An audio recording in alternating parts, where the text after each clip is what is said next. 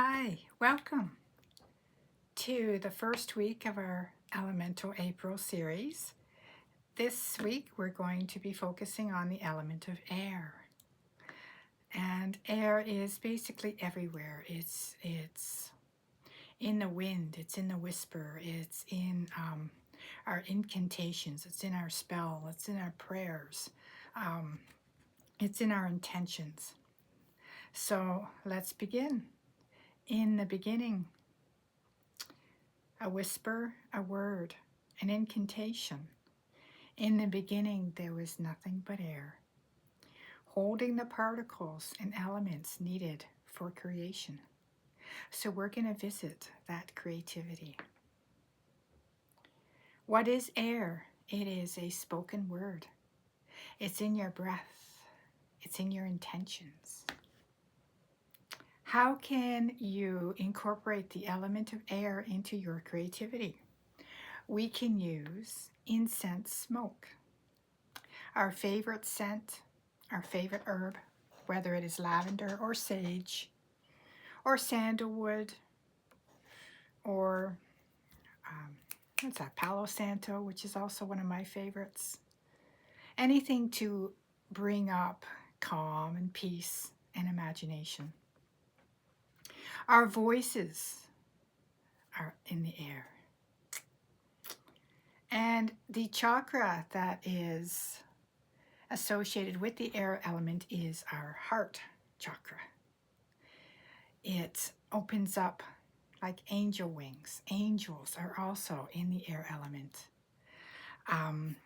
The astrological signs that are in the air element are, I had some notes written here, Gemini, Libra, and Aquarius. You are all air elements. I'm an Aquarius. I always thought I was a water element because it's called a water bearer, but I discovered a couple of years ago I'm actually an air element, which makes a lot of sense. So working with the element of air, we can creatively, we can use meditation, breath work. We see what comes to mind.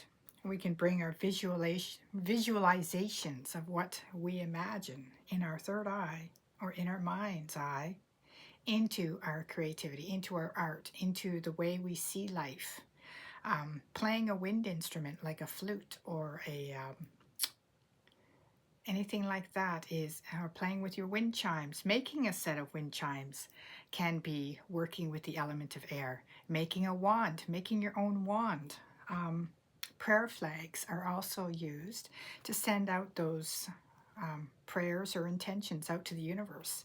And that could also be working with air to create your intentions and your manifestations. It all begins with a thought, and that thought turns into a word. And that word turns into an action, and that action turns into a manifest. So poetry, your spoken word. Meditative art, which I like to do a lot. So the air element can be blocked by grief, lies, illusion, or the excessiveness of attaching to earthly elements. So what I like to do when I'm feeling that is just to sit with myself, just to sit in meditation, sit with my breath. If it's a windy day, sit outside and just let the wind blow through your hair. And of course, other elements of the air, other facets of the air element are your birds, the sky, the clouds, the mountaintop. So all of these can be incorporated into your own creativity, your own goddess selves. And speaking of that, if you wish, you can make your own altar for the four elements.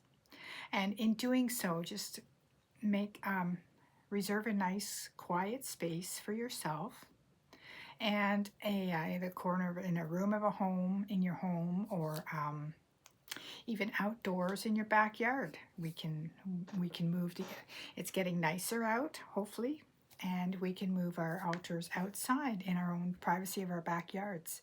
And on the altar, you can leave out 4 spaces. or 4 corners. And the first corner will be your air element, and we can work on that through the whole month. And air, you can put down things like your prayer flags, if you make any during the week, crystals, blue aventurine, fluorite, howlite, turquoise, lapis lazuli, sodalite, chrysocolla are all good air element crystals. And any images that may be related to your air element. And air is to the east. So if you want to do the 4 directions of your altar, you can have your air corner in the east corner of your altar, and then leave the other 3 corners for the remaining 3 weeks. So thank you very much for joining me on this journey, and I will have other videos or posts or tutorials, whatever, regarding the air element coming up very soon during the week. Have fun.